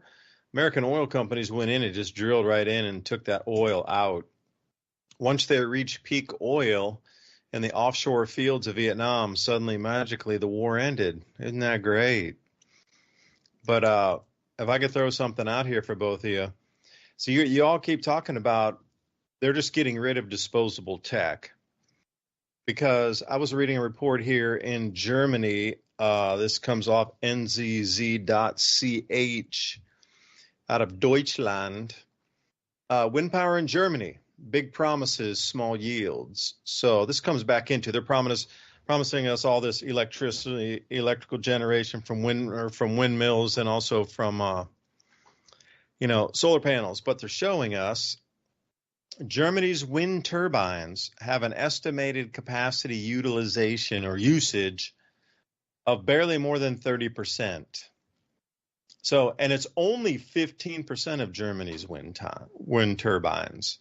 And what's interesting, it's supposed to be in the ones that are onshore, just, I should say, off coast, barely producing 30% of what they were rated for, promised for. So they're having these massive shortfalls in electrical production. So when we're talking about this antiquated tech already, we're never going to have enough copper to do this transition. Forget the rare earth minerals and all these things you're hearing. There's just simply not going to be enough copper. So again, this whole bait and switch, like what was it about getting us to this point of putting up all these scrappy windmills that kill all the birds? All these solar panels, which blind birds, blind insects, change local regions into a more of a hot spot. How many millions of acres of forest have been cut down, orchards to make way for these solar panels. And we're going to go to new tech, just like you said, Ransom.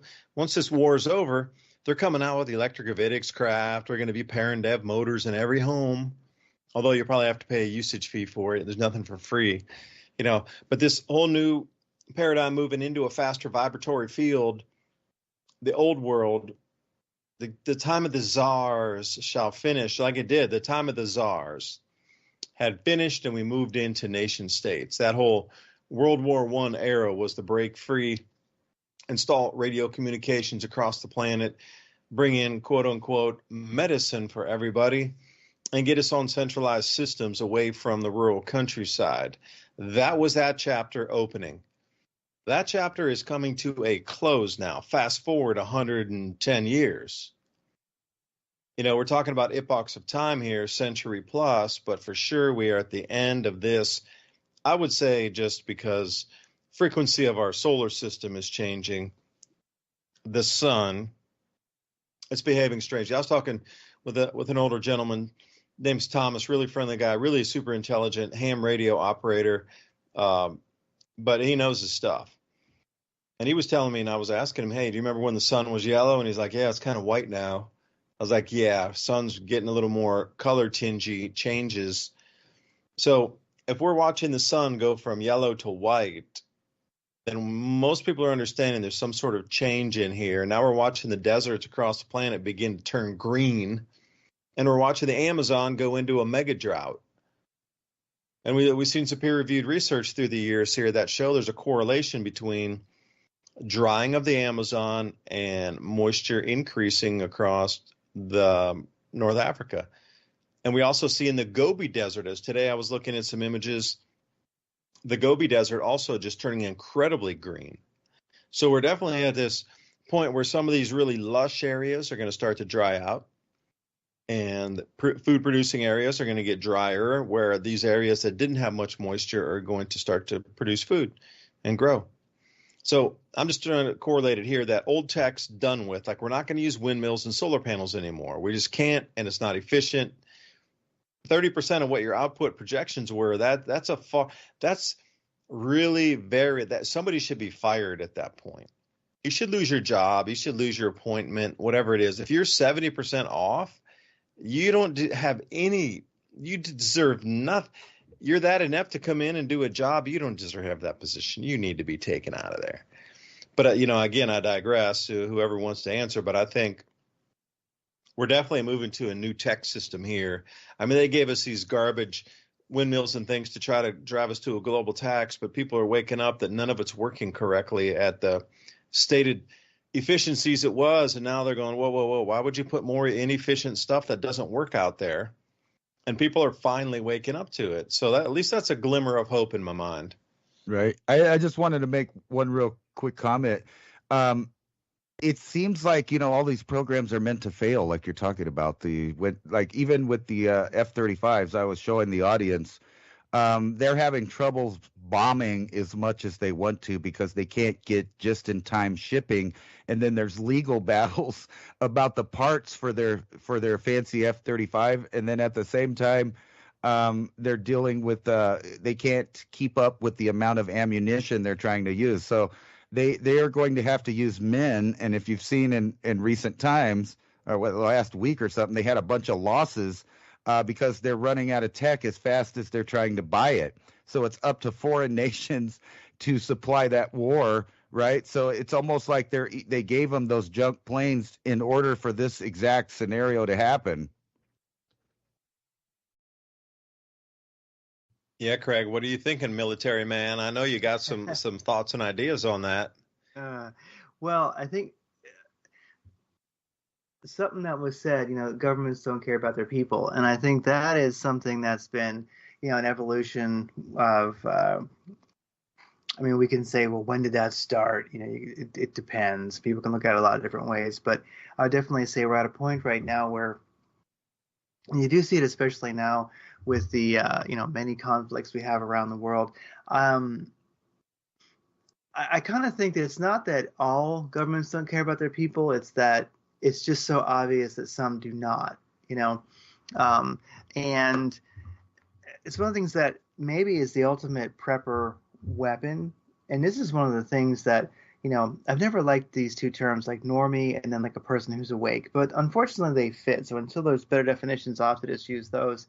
But awake is really it's fundamentally a spiritual thing. It's not really intellectual, but it is a spiritual thing. And as we know that there's a cosmic energy supercharge happening now, we're getting so much energy from the sun that, like here in the desert, it's killing lots of old growth trees at an alarming rate this year. We have trees that, if anything can stand outside and survive in this damn, furnace, then it's pretty tough. And so, old trees that have been here forever are, getting lots and lots of dead big branches. It burns the saguaros. It's crazy. The ground gets too hot and it burns the roots of the saguaros and they die. So we're seeing something like, a lot of saguaros, if they're big, it's 600 years old. So things that have been there for a long time it happened last year. It's accelerating. It's happening this year. And so we're seeing the cosmic energy supercharge, as I like to think of it, from the sun.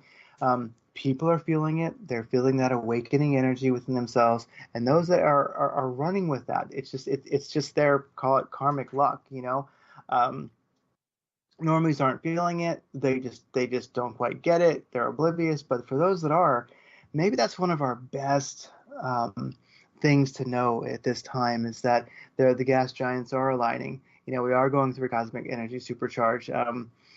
Sacha Dobler, I believe, is his name. He wrote some books on that, and they're really worth it. He gets into how there's always been an incredible amount of technology and enlightenment. There's been so much evolution for humanity during the grand solar minimum. So, we were starving, but we figured a lot out, actually. So we're hitting kind of an evolutionary leap right now, and it's especially those that are awake that are going to be able to do that. They're going to be a part of that. So governments don't care about their people might be one of the most essential things to realize. And if you look around and you don't see it, I don't know what to tell a person, because I look at the advantage that gives you, because now you're no longer hoping it's going to work out. Like when we, or thinking that there's a savior that's going to come save us. Like what gets me is when we look at the flooding that happened in Eastern Tennessee and North and South Carolina, I think it was. Like we look at that. You look at the people in Asheville, a very lefty town, who kind of had an awakening moment when, oh yeah, you're flooded. I don't really give a shit. It's too bad. We have to. Lindsey Graham himself, okay, a total soft around the edges, little wimpy warmonger. He said he was on the news, and he was on the news because of the disaster. They wanted to talk to a senator, and he goes, "Oh yeah, it's really unfortunate. I've been running around, looking at all this destruction and suffering people, and I gotta tell you, I'm tired. I'm tired from driving around. I can't wait to get back to DC where I can, I don't know, get back to my adrenochrome and stuff like that. And I don't like being out here with all these suffering people. Well, I don't give a shit. What we need to think about is Israel." He actually said that, and you're like, dude, you don't give a shit, man. You beyond don't care, And I would say that once people realize that that's the norm, now your family's may disown you, but when they're like, oh my gosh, you got to vote for this person or that person as this election comes up, and you're like, you know what? Neither one makes a damn bit of difference. It's just a different kind of like style of destruction. I mean, whatever, So I think that's an incredible advantage, to realize the governments don't care about the people, because then you realize that you're on your own. The government's your adversary. It's not going to come help you. It doesn't want you to grow food. It's going to say, do you have chickens in your backyard? Well, we're going to come and, take those from you because, whatever, So like an example, there's so many examples of it, but you feel it, you get it. And I think that that is an incredible advantage, just so people realize that. Then you start building community.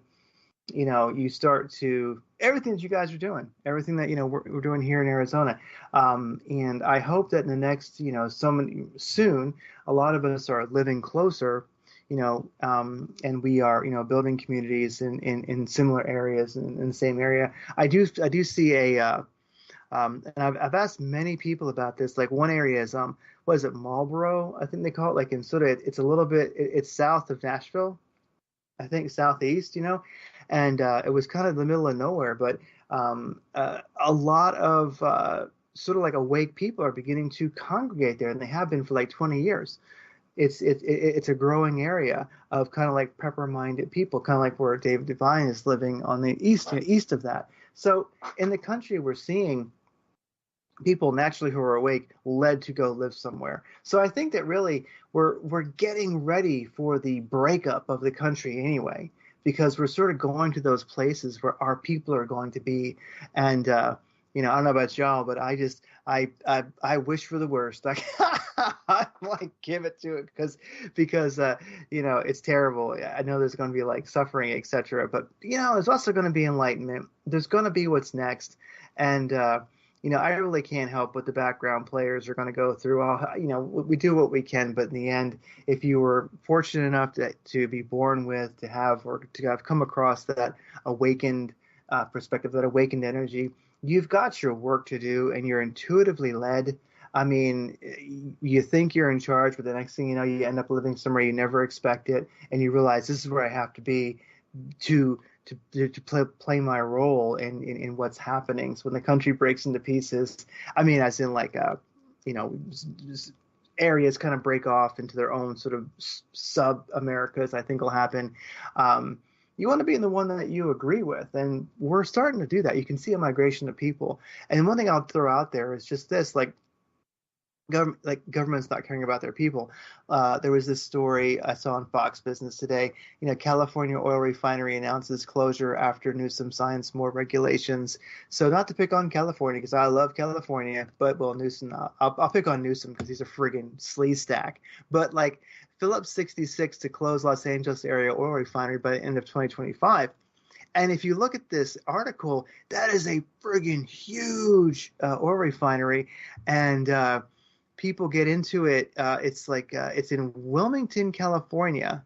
I'm not sure where that's at, but it's huge, and people are looking at like the economic. So they basically make up some BS, environmental regulations, whatever. It's like they don't like it because like California wants to be. I guess Newsom wants to be like zero. What is it?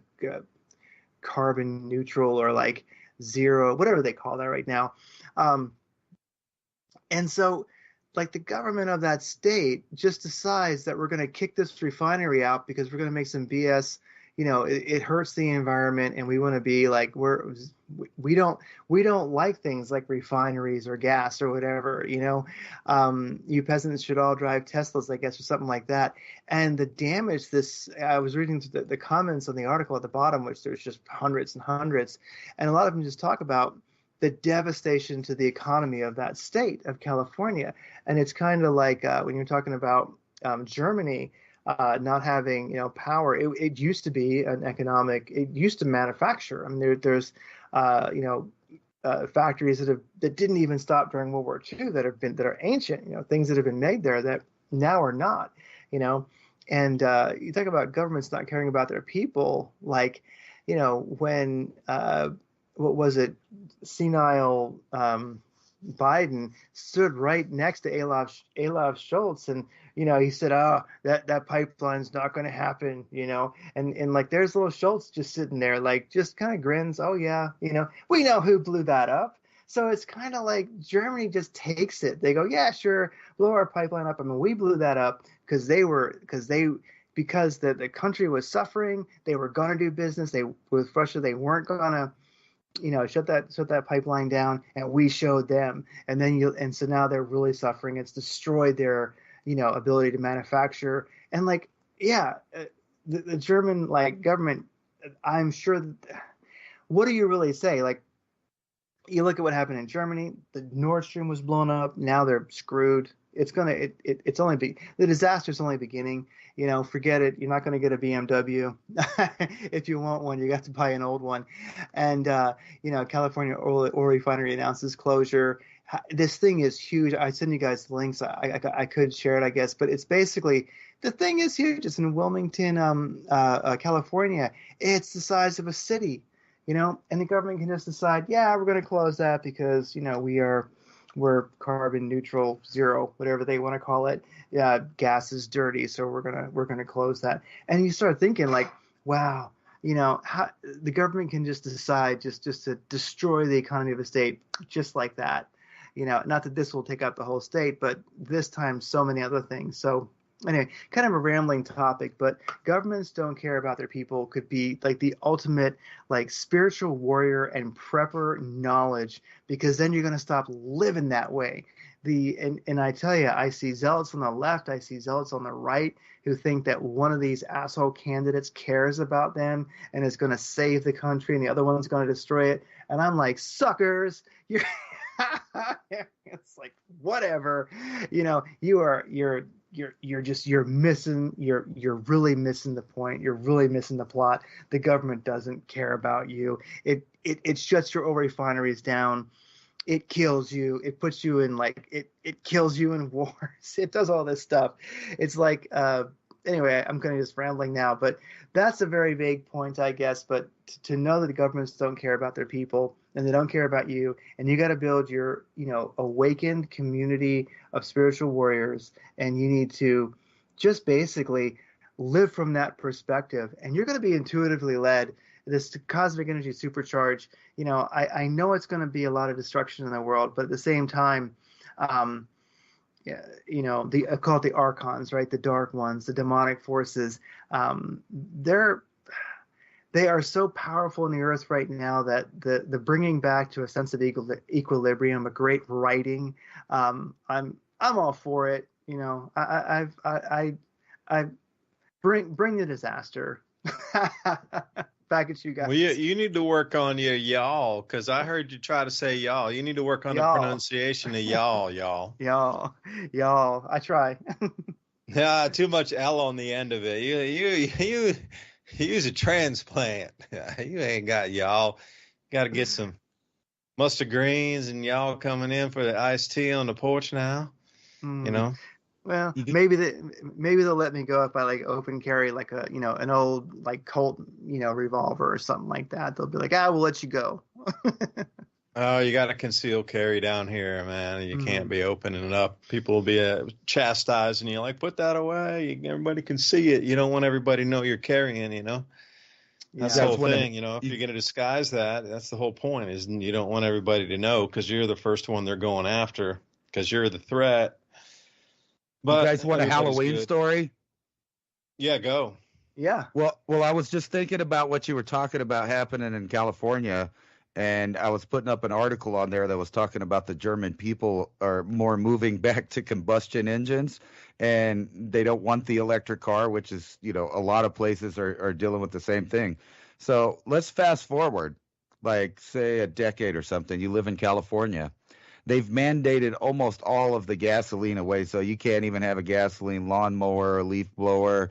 Your car has to do this and that. Now everybody has all these electric cars, and then all the power goes out and there's no food delivered to California all of a sudden. How are people even going to transport themselves to a better area? The answer, they're not, right? Because they've given up all of their real ability to travel, and now everything is all electric, which is not going to pan out for them when there's no electricity, right? So all these people trying to drive Teslas and all of this stuff, it just doesn't work when the power's out. So what happens if you don't have a backup? So you're going to have millions of poor Californians that gave up their ability to drive a gasoline-powered car and then not be able to do anything, not even evacuate. I mean, think about that. Say the big one hit, maybe like the Cascadian subduction zone or something has a giant earthquake and this tsunami just rolls down Portland, Seattle, San Francisco, Los Angeles. The power's out. No one can even evacuate because they gave up all their gasoline-powered cars. Is that not a nightmare scenario? And it seems like that's what they're trying to create everywhere in the Western world, is the ability, the not having the ability to do anything, not even evacuate. There's your situational awareness. How much can you carry with you, and then going through that zone where it would be grid down would be nightmarish at best. You'd have to literally escape from New York and all the gangs and everything. I don't know how really far you'd be able to get trying to get yourself out without a vehicle. Really, kind of that'd be nightmarish, I think. Yeah. Mobility is great, but I keep, that's a tough thing. You never know when your area is going to be somewhere that you don't want to be. So I guess we have to really, depend on that, cosmic energy supercharge, energy that we're getting, that like, Sasha Dobler wrote about, just that this is a time of enlightenment, and this is a time of great evolutionary leaps, like, Grand Solar Minimum and Evolutionary Leaps that was written. And I really think one of our greatest things is just to follow that intuition. Because I was looking at, back over the last couple of years and I just realized, like, it really hit me how much I've been intuitively led. Like how I thought that, I'm the one in charge. I want to do this. I want to do that. I'm working on this and I'm working on that. And I am a free will, believer. I think that we do manifest our own reality, et cetera, et cetera. But, there is something, the whole I and the Father are one, but the Father is greater than I. There is a broader perspective that we have that is guiding us at this time. And because we don't know what they're going to throw at us. I mean, I would say that, living in a dense population area right now, maybe I wouldn't suggest it, but some people kind of have to. But are you ready to, haul ass? Do you want to have like multiple properties? Do you want to have kind of like a team around the country where you all can kind of be like, Mad Max and like get to the area where it's still sane? I mean, could we see states get extremely draconian in their, laws and their, regulations and such like that? I mean, that's why I kind of think we might, break in as kind of like mega regions and stuff like that. But all the same, yeah. What do you guys think?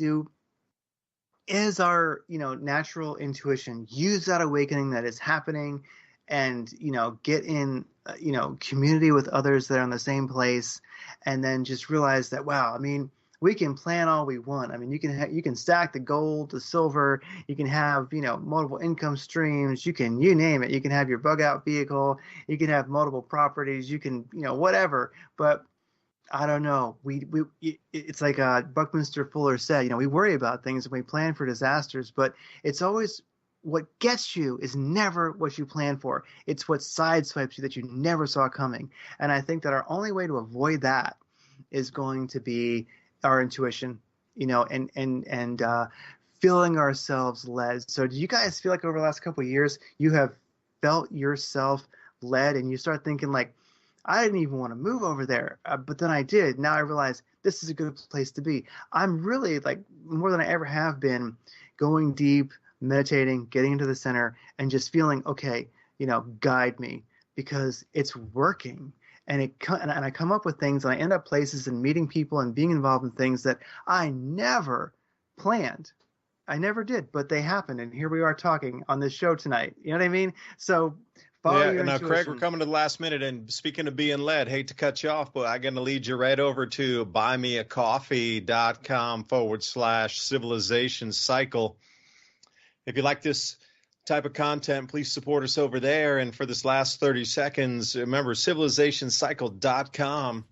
Head on over, jump in, put your email in there. We'll get you the show notes on a weekly. So again, you have those bullet points to continue to do some of your own research with. But Craig, lead us out, man. Had to throw that little plug in there before we ran out of time. Oh, that's all. Thanks for having me on. And everybody, meditate. And next time, let us know what you were led to do.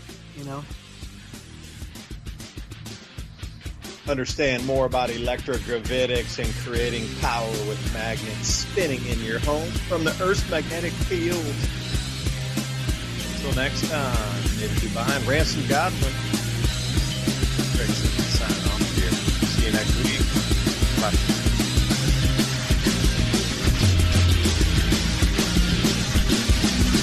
Thank you for listening to Revolution.